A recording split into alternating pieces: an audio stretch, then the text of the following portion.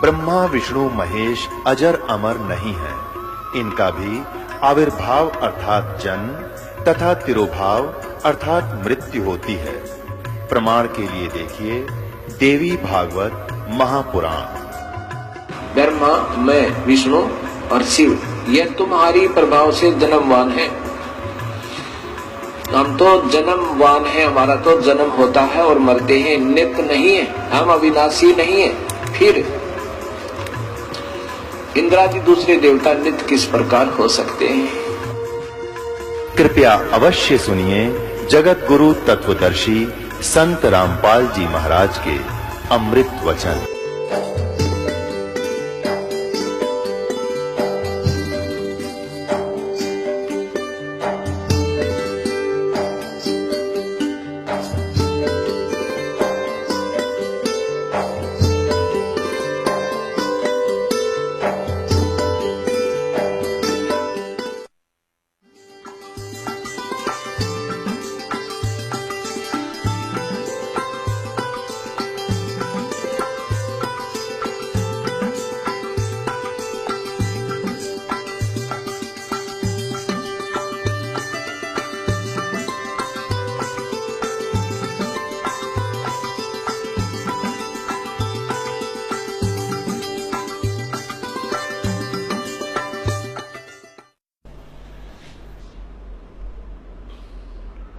कर जोरूं विनती करूं, धरूं चरण पर शीस।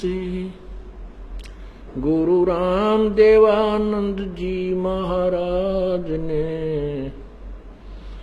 दियो नाम बख्शीश। कोटि कोटि सिजदा करूं, कोटि कोटि प्रणाम। चरण कमल में राखियो मैं बंदी जाम गुलाम।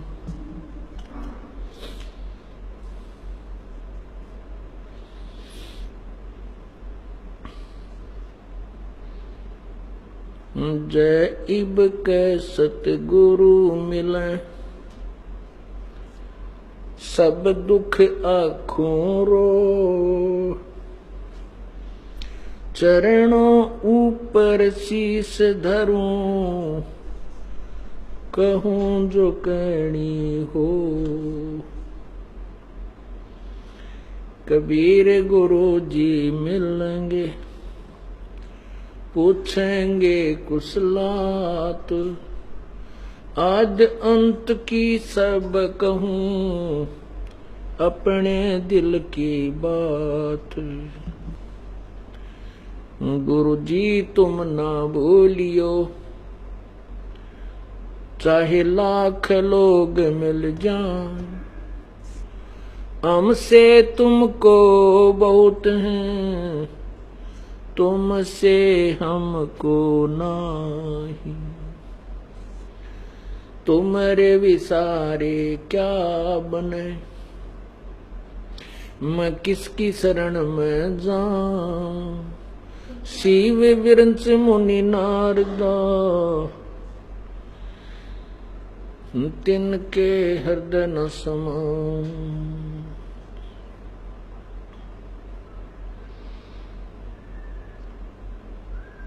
अवगुण किए तो बहुत किए,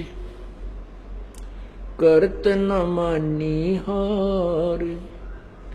बावे बंदा बख्श दियो, बावे गर्दन उतार। अवगुण मेरे बाप जी, बख्शो गरीब नवाज।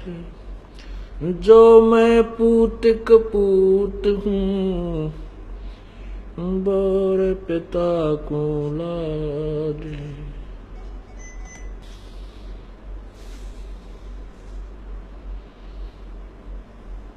कुत्ता तेरे दरबार का, मोतिया मेरा नाम। गले प्रेम की रस्सी, जाखें चोवा जाऊं, तो करो तो बावड़ू, दूर दूर करो तो जाऊं, जो राखो त्यों ही रहूं, जो देवो सो खाऊं। बंदी छोड़ दयाल जी, तुम तक हमारी दौड़, जैसे कागज जहाज का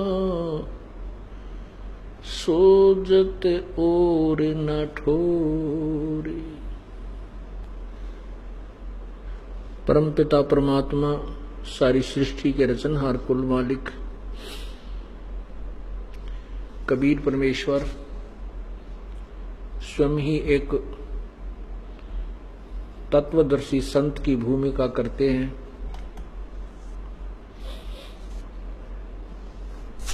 और अपने द्वारा रचे हुए सर्व ब्रह्मांडों की जानकारी स्वयं ही आकर देते हैं। परमात्मा प्रत्येक युग में आते हैं, सतयुग में, त्रेता में, द्वापर में, कलयुग में, और जब भी वे आते हैं अपनी अमृत वाणी कबीर वाणी के द्वारा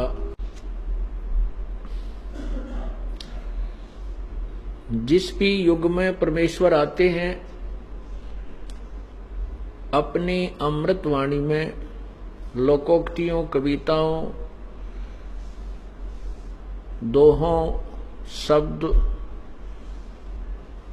आदि के माध्यम से यथार्थ ज्ञान वर्णन करते हैं।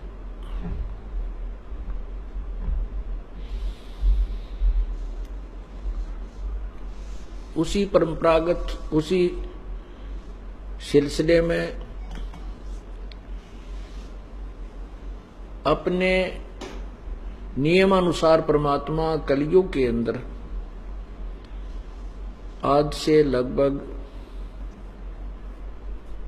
600 वर्ष पूर्व सन 1398 संवत 1455 ज्येष्ठ मास की पूर्णमासी को एक कमल के फूल पर आकर के शिशु रूप धारण किया था और फिर वो बड़े हुए, लीला करते हुए उन्होंने फिर अपनी अमृतवाणी उस तत्व ज्ञान से परिपूर्ण उच्चारण की।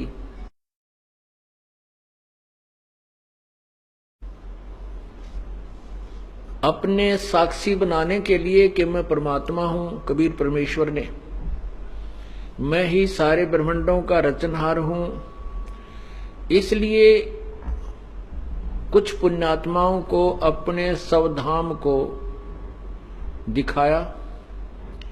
फिर उन पुण्यात्माओं ने अपनी आंखों देखा जो परमात्मा की महिमा, परमात्मा की का लोक और प्रभु की शक्ति, उन्होंने भी अपनी अमृतवाणी में वर्णन किया। परमात्मा ने किन किन को साक्षी बनाया। नंबर 1 धर्मदास साहिब जी, जो बांधवगढ़ के रहने वाले बहुत बड़े साहूकार थे, सेठ थे, रईस थे। एक मनुकदास जी,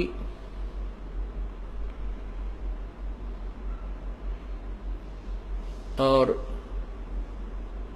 संत दादू साहिब जी, संत गीसा साहिब जी, संत नानक साहिब जी, संत गरीबदास साहिब जी, इन महापुरुषों को अपने निज स्थान को दिखाया। फिर उन्होंने भी अपने भगवान कबीर परमात्मा की महिमा और सर्व ब्रह्मांडों की रचना अपनी अमृत वाणी में साक्षी रूप में बोली, उच्चारण की। उन महापुरुषों की वाणी, अमृत वाणी भी लिपिबद्ध की गई जो आज हमारे पास उपलब्ध है, जिसमें उन्होंने प्रमाणित किया है कि वो कबीर परमात्मा है, जो काशी में जुलाहा रूप धारण करके धानक की भूमिका करके एक लीला की थी, वही पूर्ण प्रभु है। गुरु ग्रंथ साहिब में नानक साहिब जी की वाणी महला पहला, राग श्री, पृष्ठ 24-24, उसमें लिखा है कि नानक साहिब जी ने जब देखा सतलोक में परमात्मा को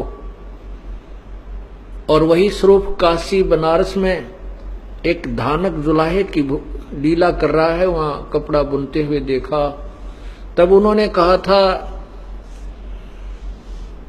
नानक साहिब ने कहा था, फाई सूरत मलुकी वेश, ए ठगवाड़ा ठगी देश, खरा सियाणा भोता भार, ये धानक रूप रहा करतार।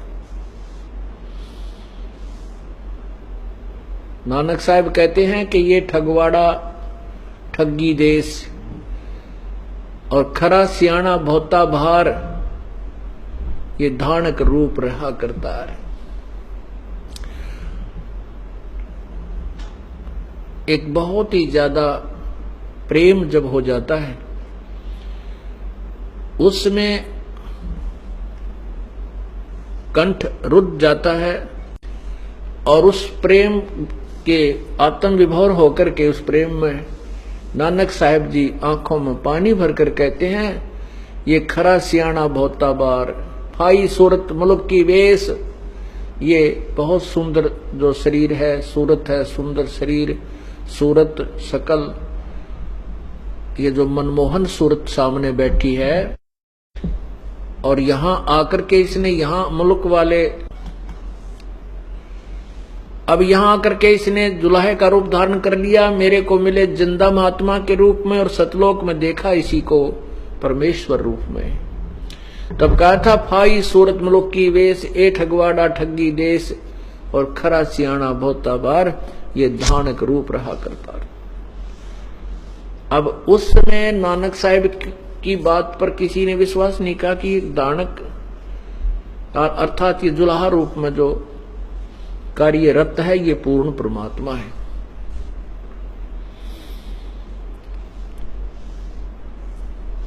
उसी प्रकार आदरणीय संत गरीबदास साहिब जी भी उनके साक्षी हैं। सतलोक जाने के उपरांत सहसरी सतलोक चले गए थे कबीर परमेश्वर जी, उसके लगभग 200 वर्ष के बाद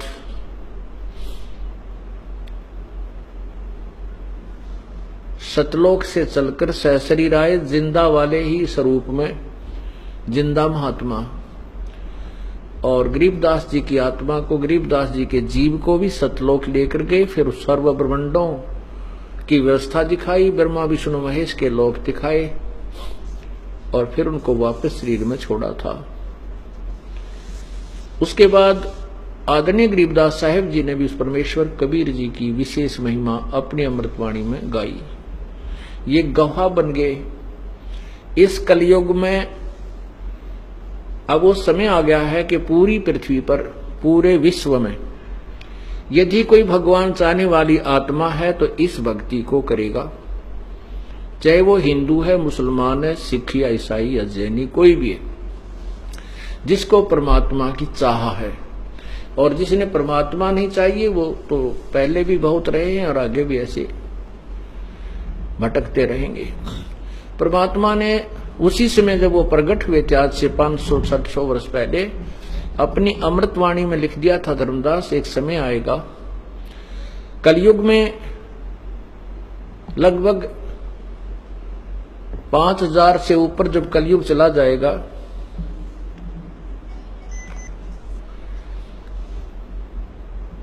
उस समय पूरी पृथ्वी पर एक मेरा ही ज्ञान रहेगा। पूरा विश्व यही साधना किया करेगा जो मोक्षदायक है। और साथ में ये भी कहा था धर्मदास जी को कि धर्मदास तो लाख दुहाई, ये सार ज्ञान कहीं बार न जाई।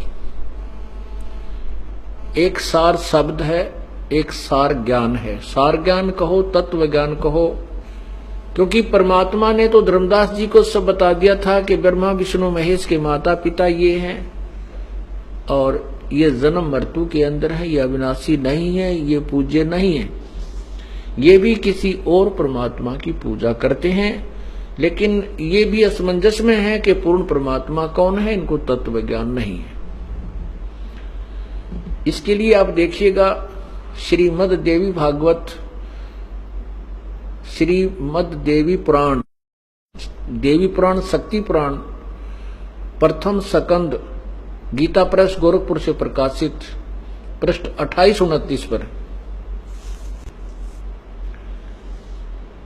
गीता प्रेस गोरखपुर से प्रकाशित देवी पुराण प्रथम स्कंद,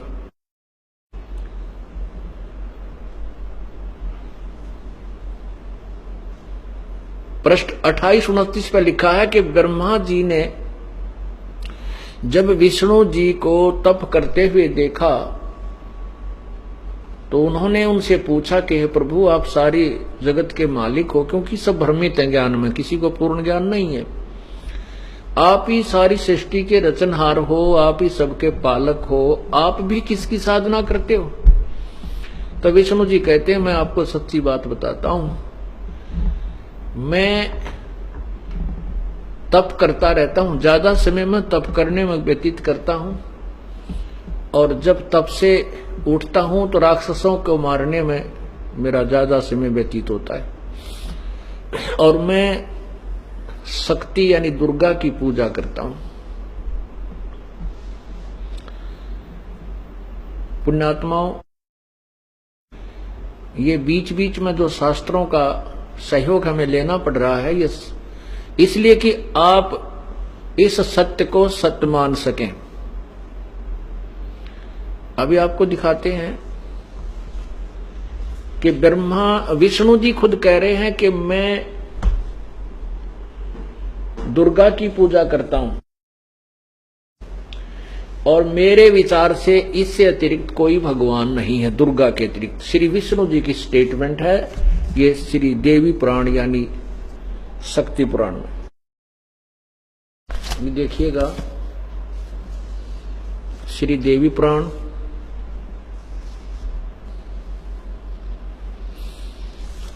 और ये कहां से प्रकाशित है? गीता प्रेस गोरखपुर से। ये देखिएगा संक्षिप्त देवी पुराण श्री देवी भागवत, ये पहला स्कंद, और यहां देखो, इधर आना, नीचे देखो, यहां पर नारद जी ने कहा महाभाग व्यास जी, तुम इस विषय में जो पूछ रहे हो, ठीक यही प्रश्न मेरे पिताजी ने भगवान श्री हरि यानी विष्णु जी से किया था। देवा अधिदेव यानी भगवानों के भगवान, भगवान जगत गुरु, जगत के स्वामी हैं। मेरे पिताजी ने भगवान श्री हरि से किया था। देवादिदेव भगवान जगत के स्वामी हैं। लक्ष्मी जी उनकी सेवा में उपस्थित रहती है। दिव्य कौस्तुमणि उनकी शोभा बढ़ाती है। वे शंख चक्र और गदा लिए रहते हैं, पीतांबर धारण करते हैं, 4 भुजाएं हैं, वक्षतल पर श्रीवत्स का चिन्ह चमकता रहता है। वे चराचर जगत के आश्रय दाता हैं, जगत गुरु एवं देवताओं के भी देवता। अब जगत गुरु की व्याख्या जगत गुरु के स्टेटमेंट देखना क्या कहता है फिर ये। ऐसे जगत प्रभु भगवान श्री हरि महान तप कर रहे थे, यानी घोर तप कर रहे थे। उनकी समाधि लगी थी। यह देखकर मेरे पिता ब्रह्मा जी को बड़ा आश्चर्य हुआ। यहां देखो,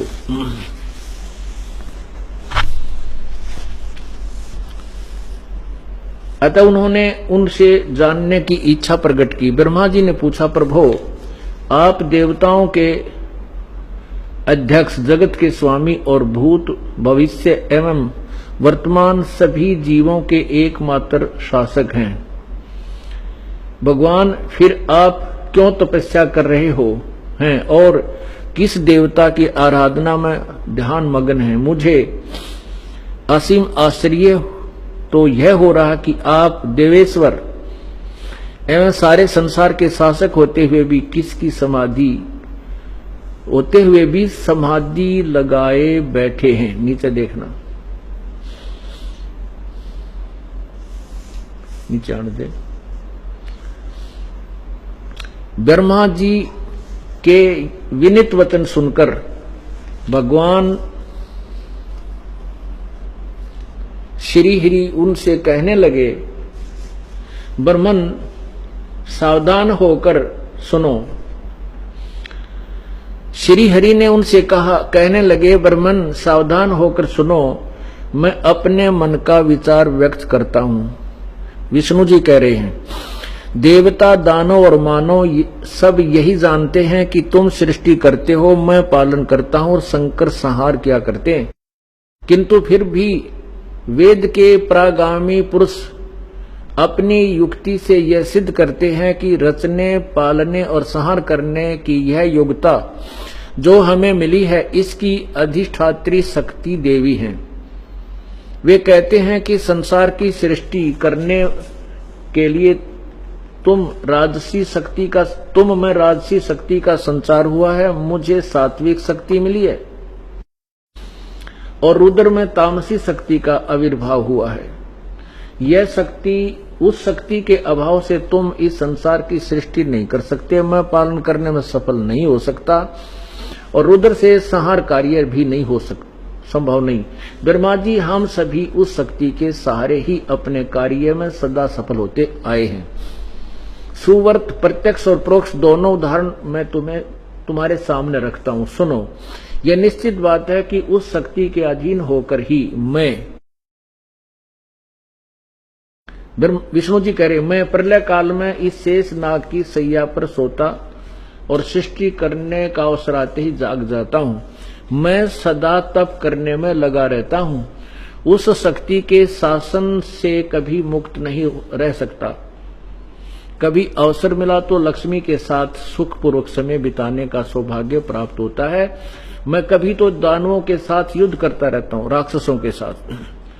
अखिल जगत को भय पहुंचाने वाले दैत्यों का विकराल शरीरों को शांत करना मेरा परम कर्तव्य है। आगे देखना, मुझे सब प्रकार से शक्ति के अधीन होकर रहना पड़ता है। उन्हीं भगवती शक्ति का मैं निरंतर ध्यान किया करता हूं। मैं उस दुर्गा का ही ध्यान करता हूं और ब्रह्मा जी, मेरी जानकारी में इन भगवती शक्ति से बढ़कर दूसरे कोई देवता नहीं है। अब ये जगत गुरु की स्टेटमेंट है और ब्रह्मा जी इनको सर्वशक्तिमान, देवेश्वर, सब देवों के देव भगवान विष्णु को कितनी महिमा दे रहे हैं। और विष्णु जी वो जगत गुरु, यानी जगत गुरु का अर्थ होता सबको सच्चा ज्ञान देने वाला। तो भगवान विष्णु को जगत गुरु कहा गया और जगत गुरु जी कह रहे हैं कि मैं तो घोर तप करता रहता हूं और मैं दुर्गा शक्ति यानी देवी का ध्यान करता हूं और मेरे विचार में इस दुर्गा से ऊपर कोई भगवान नहीं है। अब पुण्यात्माओं, उन ऋषियों और महर्षियों को कहां से ज्ञान होगा जब इन भगवानों को ज्ञान नहीं, जिसको हम सर्वेश्वर, सर्वज्ञ, सबके जाननहार, भूत भविष्य वर्तमान के जाननहार माना करते थे। यदि ये स्टेटमेंट ये दास सीधा कह देता कि ब्रह्मा विष्णु महेश अल्पज्ञ हैं, इनको ज्ञान नहीं है आध्यात्मिक, तो बहुत ज्यादा भक्त आत्मा नाराज हो जाते हैं और शायद सत्संग सुनने भी नहीं आते जो नए नए आए हैं। और जब सामने ये प्रत्यक्ष देख लिया अपने सदग्रंथों में, फिर ये मन जो है सेट हो जाता है। जो बुद्धिमान होते हैं वो क्या करते हैं, देवी भागवत महापुराण का ये सकंद नोट करेंगे, पेज नंबर नोट करेंगे, फिर जा करके अपने घर में मिलाएंगे, अपने घर पर रखे सदग्रंथों से। और फिर उनको यही स्टेटमेंट मिलेगी, यहाँ कोई डुप्लीकेट थोड़े बनाकर प्रचार किया जा रहा है, वही बाजार से खरीद कर हम लाए। फिर वो पुण्यात्मा स्तब्ध रह जाते हैं और अगली बार स्वयं तो आते ही आते हैं, दो चारों को और संग लेकर आते हैं कि चलो सच्चा ज्ञान है तो पृथ्वी पर सतलोक आश्रम बरवाला और करौथा में ही है। और ये ज्ञान दिया किसने है? पूर्ण परमात्मा कबीर परमेश्वर ने। इसी देवी पुराण में लिखा है कि सतयुग में ऋषि महर्षि जो होते थे वो वेदों के बड़े अच्छे ज्ञाता होते थे और वो देवी की पूजा करा करते। अरे तरह गजब भैया। अब आपको ये तो विश्वास हो गया कि कबीर परमेश्वर के अतिरिक्त या उनसे परिचित संत जो उनको देख चुके आंखों से, उसके अतिरिक्त पृथ्वी पर किसी के पास ज्ञान नहीं है, कि वो कोरा अज्ञान ढो रहे हैं। आदरणीय गरीबदास साहब जी की वाणी में आपको परमात्मा की महिमा सुनाते हैं।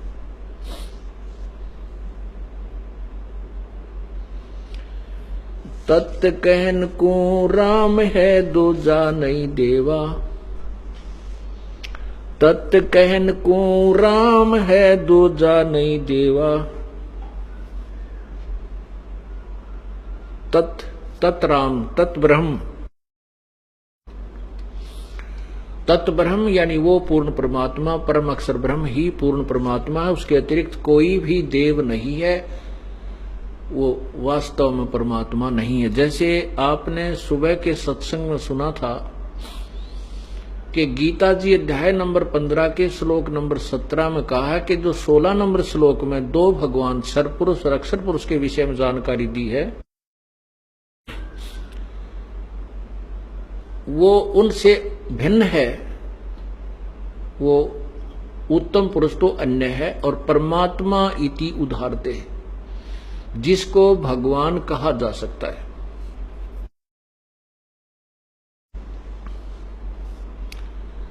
अपुण्यात्मा विशेष एक एक शब्द जो होते हैं सदग्रंथों के, वो बहुत गहराई और रहस्य से भरे हुए होते हैं।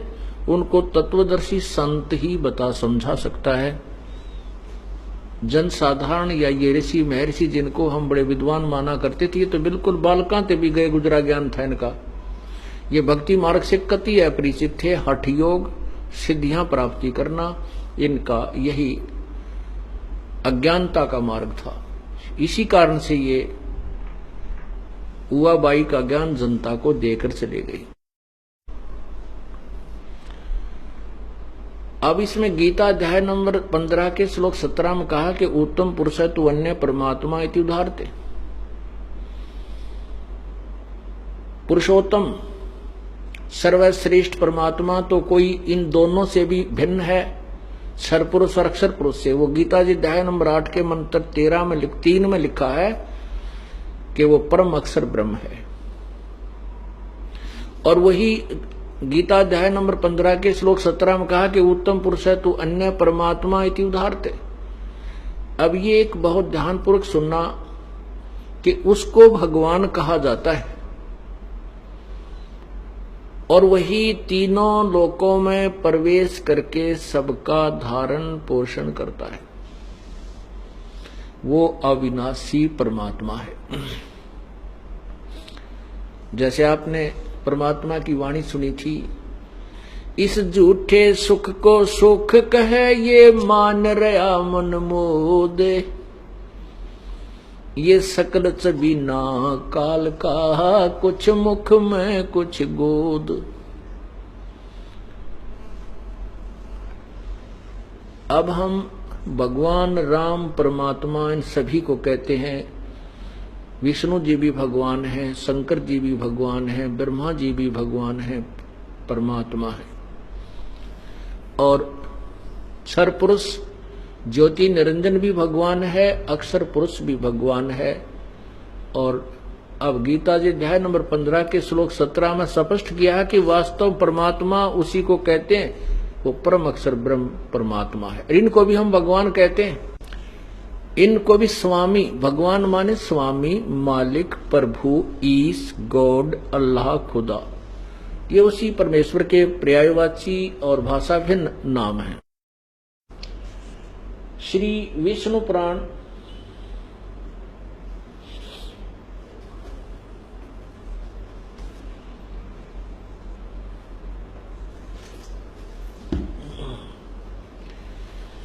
श्री विष्णु पुराण में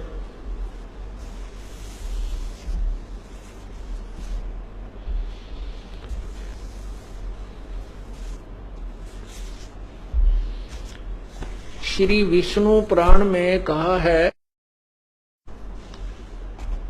कि विष्णु जी का प्रथम रूप तो पुरुष है, पुरुष माने प्रभु। वो फर्स्ट इंप्रेशन तो लगे है जैसे ही भगवान जैसा है। अब यहां विष्णु जी, विष्णु पुराण में इस काल को विष्णु कहते हैं, कहा, क्योंकि ये अपने वास्तविक रूप में जो गीता जी का ज्ञान देते समय अर्जुन को जो वास्तविक रूप दिखाया कि मैं काल हूं, मेरा ये स्वरूप है, गीता जी के अध्याय नंबर 11 के श्लोक 32 में। और 47-48 में श्लोक में कहा है अध्याय 11 के में कि अर्जुन ये मेरा जो काल रूप है तेरे अतिरिक्त पहले किसी ने नहीं देखा, और ना किसी वेदों से, और ना कोई आगे देख सकता, और ना किसी क्रिया से, ना वेदों से, ना जप तप से, ना किसी यज्ञ से मेरे इस रूप को नहीं देख सकता। गीता जी अध्याय नंबर 7 के श्लोक 24-25 में स्पष्ट किया है कि ये मेरा एक अटल नियम है, अविनाशी नियम है कि मैं कभी अपने यथार्थ रूप में किसी के सामने नहीं आता, अपनी योग माया से छुपा रहता हूं। उसी के लिए ये काल क्या करता है, किसी को विष्णु रूप में दर्शन देता है, किसी को ब्रह्मा रूप में दर्शन देता है, किसी को शिव रूप में दर्शन देता है। इसलिए ये डिसीजन भ्रमित होकर के इसी काल के पुत्र विष्णु या शिव या ब्रह्मा को ही भगवान और सर्वशक्तिमान मानने लगे। अब यहां विष्णु पुराण का वक्ता ने विष्णु को यानी उस काल को ही विष्णु मानकर उसकी महिमा कही, और आगे चल के इसी में कहा कि उस विष्णु, ब्रह्मा, विष्णु, महेश से और परमात्मा है, और उससे उस अन्य परमात्मा है जो यहाँ का कंट्रोलर है। और फिर बताया है कि इस ब्रह्मा, विष्णु, महेश और प्रकृति से और काल ब्रह्म से भी एक और परमात्मा है। ऐसे ये उलझ पुलझ ज्ञान इनके पास था। यहां पर ये विष्णु जी को, उस काल को विष्णु कहकर संबोधित कर रहा है श्री विष्णु पुराण का वक्ता श्री पाराशर ऋषि। इसमें कहा कि विष्णु जी का प्रथम रूप तो भगवान है, पुरुष है, और उसका परम रूप काल है। काल उसका परम रूप है। ये देखिएगा श्री विष्णु पुराण गीता प्रेस गोरखपुर से प्रकाशित, श्री विष्णु पुराण नीचे देखिएगा श्री गीता प्रेस गोरखपुर से प्रकाशित। इसके अध्याय नंबर 2, ये देखिएगा अध्याय नंबर 2, ये है अध्याय नंबर 2 और पृष्ठ इधर देखना, ये प्रश्न नंबर 4 और नीचे इधर देखना,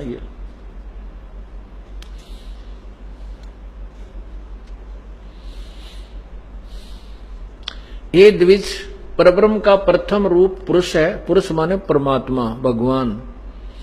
अव्यक्त और व्यक्त उसके अन्य रूप हैं। और देखना तथा काल उसका परम रूप है।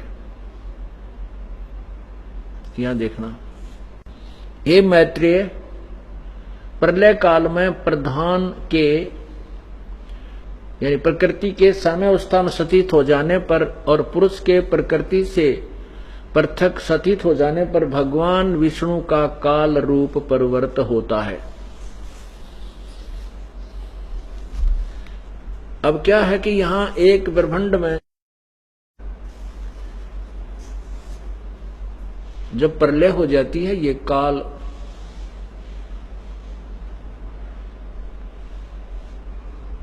काल ये क्या करता है कि जैसे एक ब्रह्मांड के अंदर रचना करके तीनों पुत्रों की उत्पत्ति करके दुर्गा को सारी बागडोर संभाल के ये इससे अलग होकर के अपने 21वें ब्रह्मांड में बैठ जाता है। वहां इसके ये अपने काल रूप में विद्यमान रहता है और नीचे के लोकों में आता है तो ये अपना शरीर बदल लेता है। अभी आपने श्री विष्णु पुराण अध्याय नंबर 2 प्रश्न नंबर 4 पर पढ़ा कि श्री विष्णु जी का प्रथम रूप तो पुरुष है। पुरुष माने प्रभु। ये भगवान जैसा लगता है और काल इसका परम रूप है। काल इसका असली रूप है। सही रूप तो इसका काल है और वैसे ही भगवान जैसा दिखाई देता है। अब जो दास आपको प्रूव करना चाहता था पवित्र गीता जी अध्याय नंबर 15 के श्लोक 17 को कि उत्तम पुरुष तु अन्य परमात्मा इति उदाहरत। पुरुषोत्तम यानी श्रेष्ठ भगवान, वास्तव में सही भगवान तो कोई क्षर पुरुष यानी ब्रह्म, अक्षर पुरुष अर्थात परब्रह्म से भी अन्य है, कोई और है। परमात्मा इति उदाहरत। एक बार पवित्र गीता जी के इस श्लोक को भी आप अपने नैनों से देखिए, फिर बहुत ही ज्यादा दृढ़ता से आपके अंदर समा जाएगा और फिर सत्संग का आनंद अधिक आएगा। ये देखिएगा पवित्र गीता जी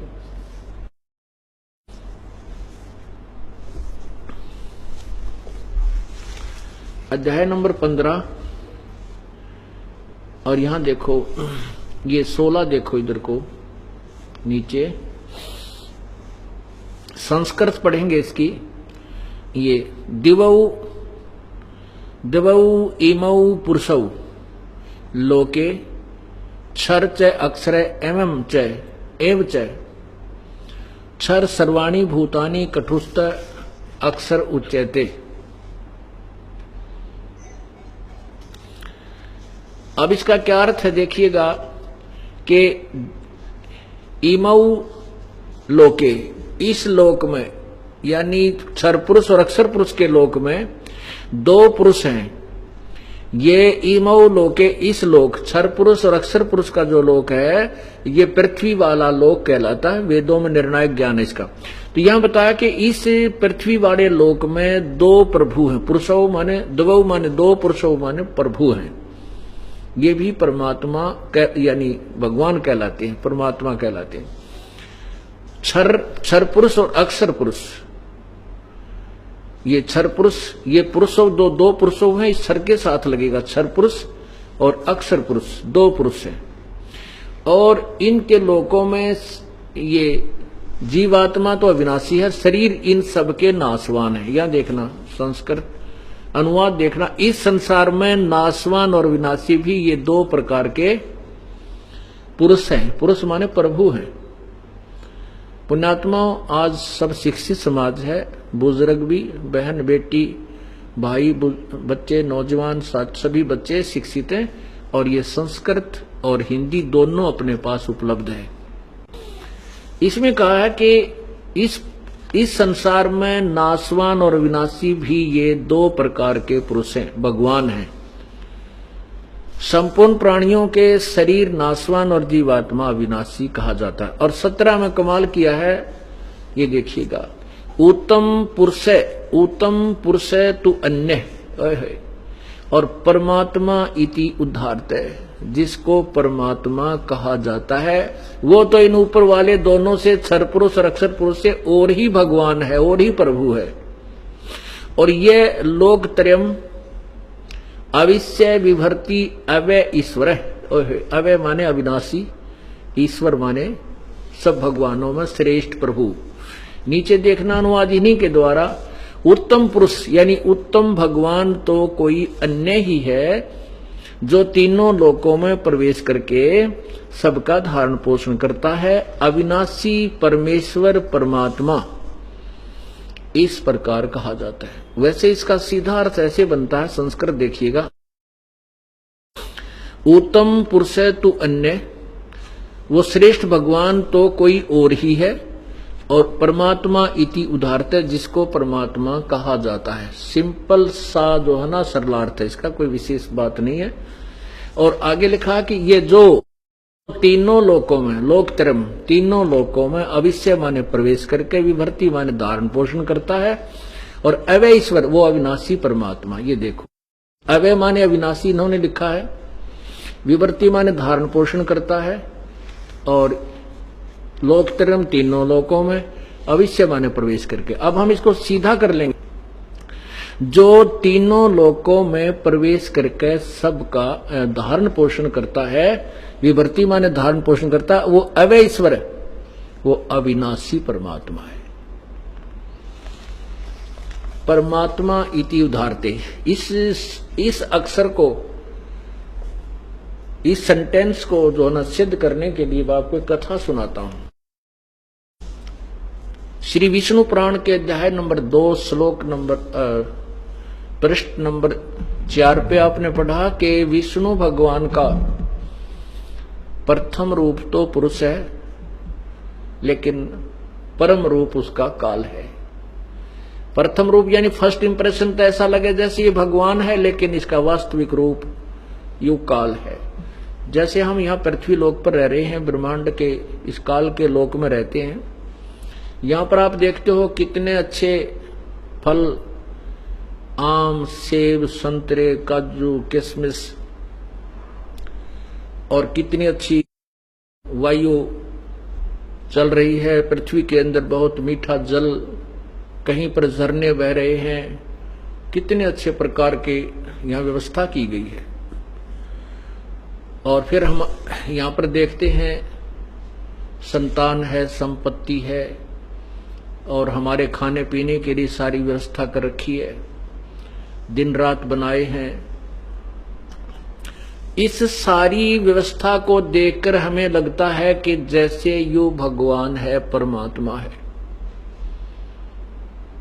परंतु हम उस समय ये भूल जाते हैं कि आज कितने परिवार हाहाकार मचा रहे होंगे, कितने परिवारों के अंदर आज खाना नहीं बना होगा। किसी का बेटा मरा है, किसी की बेटी मरी है, किसी का बाप, किसी का पिता, किसी की बहन, किसी का भाई। तो ये उसका वास्तविक रूप काल है। अब जैसे एक कसाई बकरे पालता है और वो सैकड़ों 200-400 की संख्या में बकरे पालता है, क्योंकि उसको बहुत दूर तक सप्लाई देनी होती है। तो उन बकरों के लिए वो बहुत ही अच्छी व्यवस्था करता है, एक तालाब बनवाता है, उसके लिए एक खेत खरीदता है, जमीन खरीदता है, उसमें घास चरागाह बनाता है, उन बकरों के लिए व्यवस्था करता है कि गर्मी और सर्दी से बचाने के लिए उसके ऊपर शेड डाल देता है। और वो बकरे कसाई जब आता है, बकरों को देखता है, बकरे समझते हैं कि ये जो व्यक्ति है ये हमारा मालिक, हमारा स्वामी बहुत दयालु है, हमारे लिए कितनी व्यवस्था करता है, खाने की, पीने की, गर्मी सर्दी से बचने की, हिंसक पशुओं से बचाने के लिए चारों तरफ चारद्वारी बनाता है। तो उस कसाई को वो अबोध बकरे, वो प्राणी अपना दयालु मालिक मानते हैं। उनकी बुद्धि इतना काम नहीं करती कि ये तुम्हारे अंदर से ही निकाल कर ले जाता है और वो वापस फिर नहीं आते। वो कसाई देखता है उनको हाथ फेर के ऐसे बकरों की बाजू छूता है और वो बकरे उससे प्यार करते हैं, अपना एक मित्र समझ के। और वो कसाई देख रहा है ये कितने कै किलो का हो गया, इसमें कितना मांस बन गया है, ये कितने रुपए में बिक सकता है। और वो भोले प्राणी समझते हैं ये तुम्हें प्यार करता है और वो भी उसको प्यार देते हैं, जीभ से चाटते हैं कसाई को। पुण्यात्माओं, शाम के समय दिन में जब भी आवश्यकता पड़ती है, वो कसाई नहीं देखता ये किसका बेटा है, किसकी बेटी है, किसकी माँ है, किसका बाप है, किसका भाई है। वो तो ये लाठी लेकर 5, 7, 10 जितने उसको आवश्यकता है बाहर कटवाने की, उनको डंडे से हाँक कर अलग छांट ले जाता, कान पकड़ पकड़ के और गाड़ी में ठूस देता है, जाके कड़च करवा देता है। पुण्यात्माओं, यही व्यवस्था कबीर परमेश्वर ने बताई है कि काल कसाई हंसत है ये सर्वलोक को खाए। ये काल को कसाई संज्ञा दी है परमात्मा ने।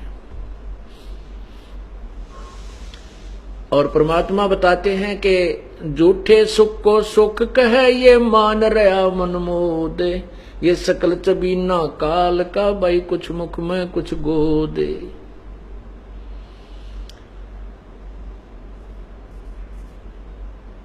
परमात्मा का अर्थ होता है वास्तव में भगवान उसे कहते हैं जो हमें खाने पीने की व्यवस्था सब सुविधा फ्री दे और कोई कष्ट नहीं देता, उसको परमात्मा कहा जाता है। इसलिए गीता जी अध्याय नंबर 15 के श्लोक 17 में कहा है कि उत्तम पुरुष है, श्रेष्ठ भगवान, सही भगवान तो कोई और है और वही परमात्मा कहा जाता है।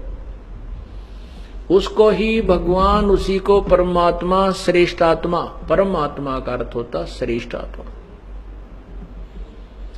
और वही तीनों लोकों में प्रवेश करके सबका धारण पोषण करता है। वो अव्यय ईश्वर है, वो अविनाशी परमात्मा है। अब देखो पुण्यात्माओं, एक पॉइंट को क्लियर करने के लिए, एक कंसेप्ट को क्लियर करने के लिए कितने उदाहरण, कितने सदग्रंथ, कैसी स्टेटमेंट आपके समक्ष प्रस्तुत की जाती है ताकि आपका वो अज्ञान रूपी अंधकार दूर हो सके। हमने बहुत समय से, सैकड़ों से, हजारों वर्षों से, लाखों वर्षों से इस अज्ञान को घोट रखा है और अब ये परमात्मा का सूर्य उदय हो रहा है उस तत्व ज्ञान का। तो इसको आपके हृदय में समाने के लिए सभी सदग्रंथों का सहयोग लेना पड़ता है। जिन सदग्रंथों पर आप पूर्ण रूप से आधारित हैं, जैसे पवित्र हिंदू समाज के श्रद्धालु पवित्र चारों वेद, पवित्र श्रीमद् भगवत गीता, पवित्र 18 पुराण और पवित्र महाभारत आदि सदग्रंथों को एक एथेंटिक यानी बहुत ही प्रमाणित सदग्रंथ मानते हैं। उधर से पवित्र ईसाई धर्म के श्रद्धालु पवित्र बाइबल को अद्वितीय शास्त्र मानते हैं। इसी प्रकार मुसलमान धर्म के श्रद्धालु, पवित्र मुसलमान धर्म के श्रद्धालु पवित्र कुरान शरीफ को बहुत ही प्रमाणित शास्त्र मानते हैं। ऐसे ही पवित्र सिख धर्म के श्रद्धालु श्री गुरु ग्रंथ साहिब को एक प्रमाणित शास्त्र मानते हैं। इसलिए ये दास उन प्रमाणित शास्त्रों को ही सबके समक्ष रखता है कि तुम जिसको सत्य मानते हो कि उसमें जो लिखा सही है, वही सही ज्ञान ऐसा है, आपको वो ज्ञान प्राप्त नहीं है अपने ही खजाने से, अपने ही सदग्रंथों से आप परिचित नहीं है।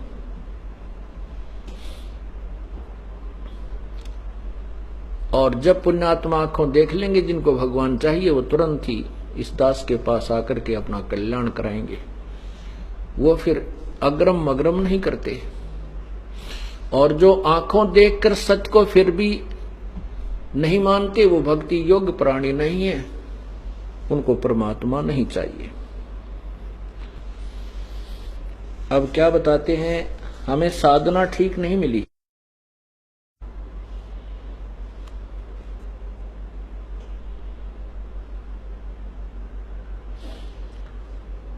इस कारण से हम अभी तक भ्रम भटक रहे हैं, और इस मन को आप जैसे पहले साधना जो कर रहे हो, तीर्थ पर जाते हो, कितने बाबा जी की पूजा करते हो, कहीं हनुमान चालीसा करते हो, नवरात्रे करते हो, आठम का व्रत करते हो, ग्यास का व्रत रखते हो, सोमवार का रखते हो, और आपको बता दे कि एक शुक्रवार का भी शुरू कर दो, और एक और वहां धाम है वहां जाना शुरू कर दो, वहां भी चले जाओगे, और एक व्रत और भी शुरू कर दोगे। और यदि आपको कहा जाए कि अपने सदग्रंथों में ऐसा लिखा, इन सब पूजाओं को त्याग करके एक परमात्मा की जो विधिवत साधना वो कीजिए, और आंखों देख लोगे कि ये देखो गीता जी में ऐसा लिखा है, पुराणों में ऐसा लिखा है, वेदों में ऐसा लिखा है, सदग्रंथों में ऐसा लिखा है, फिर भी ये मन नहीं मानता। मन क्यों नहीं मानता? क्योंकि मन खुद काल है, ये स्वयं काल है, ये काल का दूत है। आत्मा इसके साथ संयोग कर दिया, आत्मा को ये भ्रमित रखता है, ये डराता रहता है, ऐसे करेगा तेरे बालक मर जाएंगे, ऐसे करेगा तेरे को नुकसान हो जाएगा। इतना पीड़ित किया हुआ इसको मन ने, आत्मा को, अब ये इतनी डरा दी इसने कि जैसे कुत्ते का 2 लठ मार दे, और फिर वो कहीं बेचारा पड़ा पड़ा भी कोई जरा सा ऐसे खुटका कर दे, वहीं पड़ा पड़ा रोता है, उठन के भागने की भी उसकी हिम्मत नहीं रहती, वही चिल्लाने लग जाता, जरा सी कहीं खुड़का हो जाता। तो हम इतने भयभीत, इतने पीड़ित कर दिए, इतने पीट डाले इस काल ने, युगों युगों से हमारे को सता रखा है, और अब हम इतने डर गए हैं कि कहीं इन पूजाओं को छोड़ दें और हम हमारे हानि हो जाए। और उनको पूछते पूछते परिवार विनाश हुए पड़े हैं, वहां बुद्धि काम नहीं करती। तो क्या बताते हैं परमात्मा, अपनी महिमा, अपनी लीला आप ही बताते रहते हैं हमें जगाने के लिए। मत दे दी है बालम बैरे नू, मत दे दिए बालम बैरे नू, मत दे दी, मत दे दिए बालम बैरे नू, मत दे दिए बालम बैरे नू, मत दे दिए। संसारी दी गल्लां चिन्ह, ना बूझे शब्द जो गहरे नू, संसारी दी गल्लां चिन्ह, न बूझे शब्द जो गहरे नू, ये मुर्दों से ती प्रीत लगावे न जाने, सतगुरु मेरे नू, मत दे दिए बालम बैरे नू, मत दे दिए बालम, मुर्दों से ती प्रीत लगावे न जाने, सतगुरु मेरे नू, ये मुर्दों से ती प्रीत लगावे न जाने, सतगुरु मेरे नू, मत दे दिए बालम,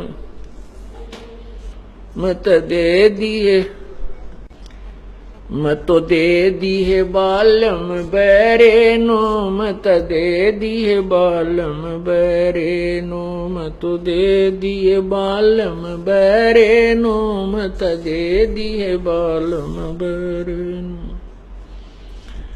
संसारी दी गल नू चिन्ह, नहीं बूझे शब्द जो गहरे नू, संसारी दी गल्लां चिन्ह, न बूझे शब्द जो गहरे नू, मुर्दों से ती प्रीत लगावे न जाने, सतगुरु मेरे नू, ये मुर्दों से ती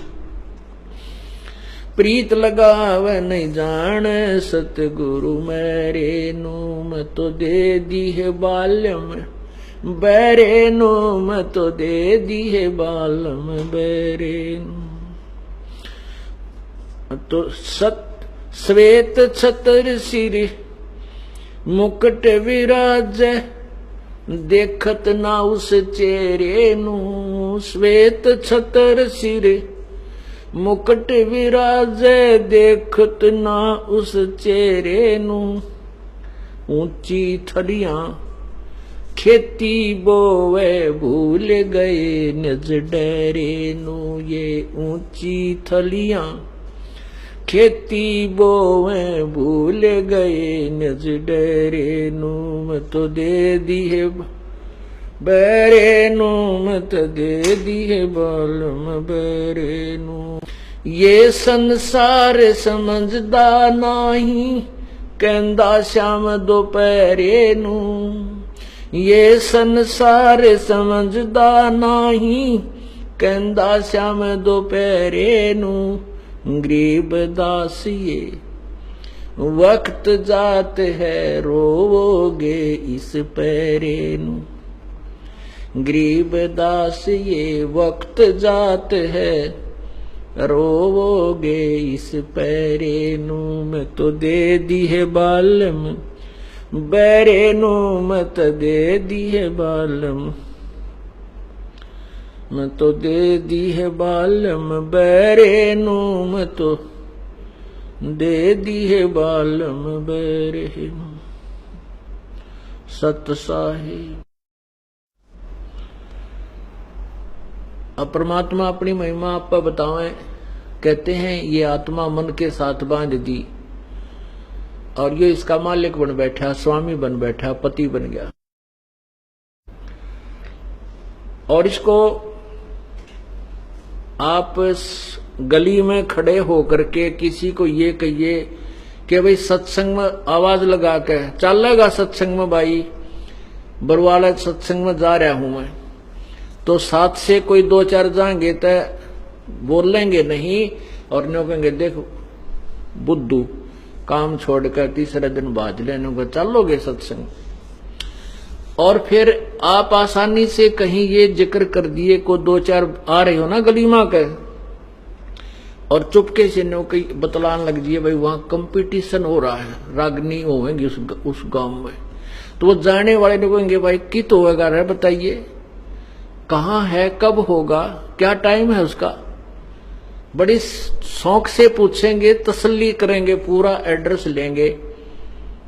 और सत्संग के ये मन जो है इन बकवादों ने तो तुरंत ग्रहण करता है और परमात्मा के मार्ग की तरफ यूं बहरा हो जाता है।